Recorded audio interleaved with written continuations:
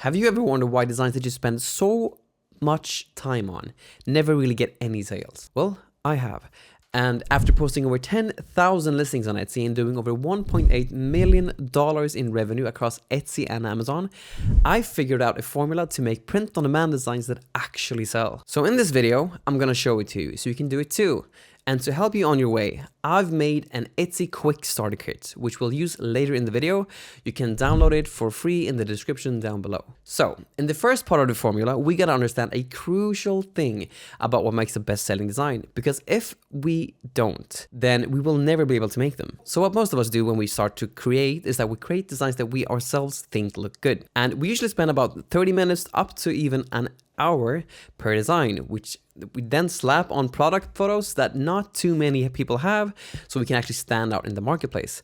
And when we want to craft our listing images, we jam a lot of text into them, so it kind of looked like this. But after having redone every process in my shop over 10 times, I can tell you that I did this too, and it wasn't until I actually did the opposite that things actually started to work. And that led me to actually get sales and conversions. So step one will stop you from creating designs that you like and actually enable you to make designs that stand a chance of getting sales. And it's what I call the rule of threes, and it works like this. First, we go to Etsy, and then we just type in a broad keyword like the word t-shirts, because we're going to focus on doing the comfort color 1717 designs, since Printify Insights tells us that it's their top performing product on Printify overall. Then we're going to add some filters so we are viewing this correctly. And now with Everbee, we'll gauge how well some of these designs are actually doing. Do you see how some of these listings that sell really well have a lot of things in common when it comes to their design? These are what I call best-selling elements, and we want to find a minimum of 3 of those. I showed you how to find the first one,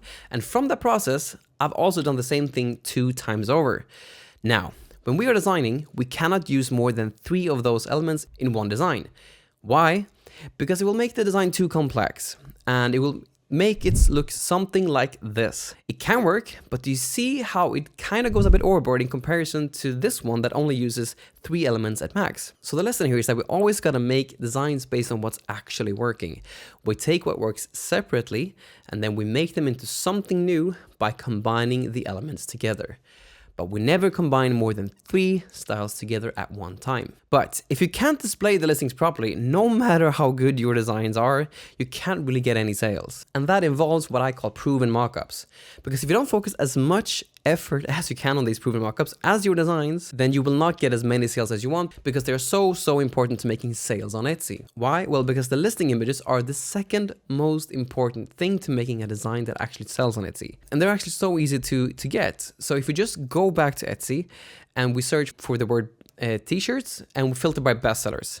Now we want to spot patterns in which exact thumbnails people are using. Do you see here how this one, and this one are all using the exact same thumbnail? That is what I call a proven mockup. If they are getting these kinds of results with the same product photo, then we could probably get that too.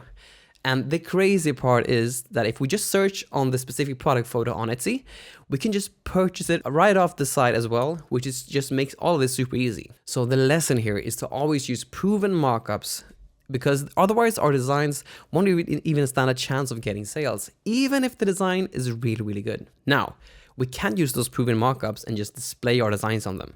We actually have to have some text to them so we can communicate our offer.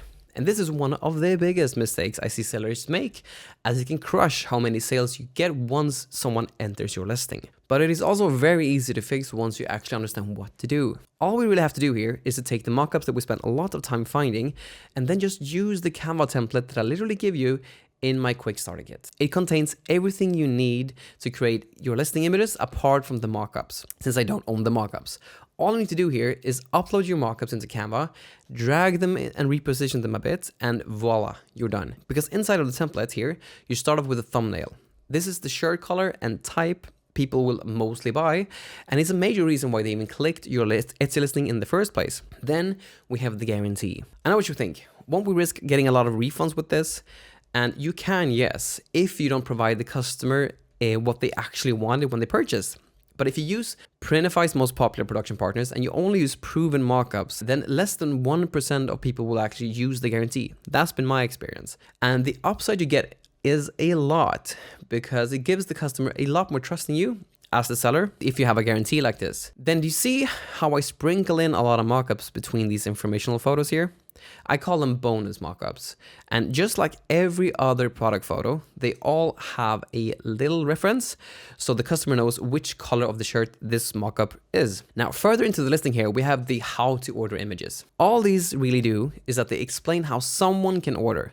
So the size chart goes over which size is most suitable for them. The how to order images is just a 3-step instruction, so there's no questions on how to actually make the order on Etsy. And the color chart displays how the design looks on every single color. And lastly, you want to have a social proof image that contains one of your reviews. And if you haven't gotten that previously, you can actually skip this for the time being. And I know it might seem too easy, but since you get the template for free, but figuring out all of the nuances here took me a lot of time, and my students in my community are getting great results using this template.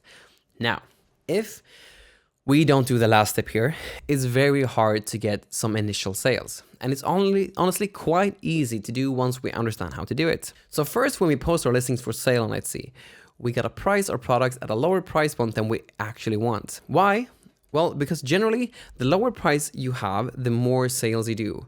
Whereas the higher price you have, the lower sales you do, but the overall more profit you make. This is key to understand because when we sell on these marketplaces, we need to get sales in order to come up high in search results. And around 80% of sales happen on the first page. And the trick is to understand the concept that I just said, that the lower prices you have, the more sales you do.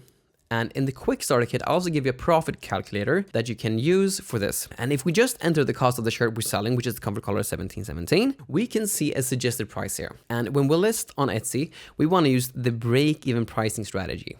And the name of it might sound a bit confusing, but because you can see that you actually make a couple of dollars on this single sale when we use the break-even pricing strategy. Because if we earn nothing, this also can happen. If we get an offsite ad sale or any other unexpected circumstance happen, like a return or a refund, etc., because some people are crazy, then we go into the red. But that little profit that we make using the break-even pricing strategy always cover that. So the last piece of the puzzle here is to list our shirts using break-even pricing.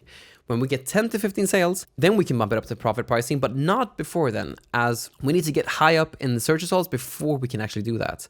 And the crazy part is that once we actually bump it up to profit pricing, we can still make sales at a higher price point because we still have the rank. And that is crucial to make print-on-demand sales that actually sell. Because Etsy is a platform where people mostly buy gifts for people. But how do you even know which type of gifts we should even design for? Well, watch this video next where I show you exactly how you should approach this so you don't get sales on a specific holiday, but instead get sales every single day, no matter the occasion.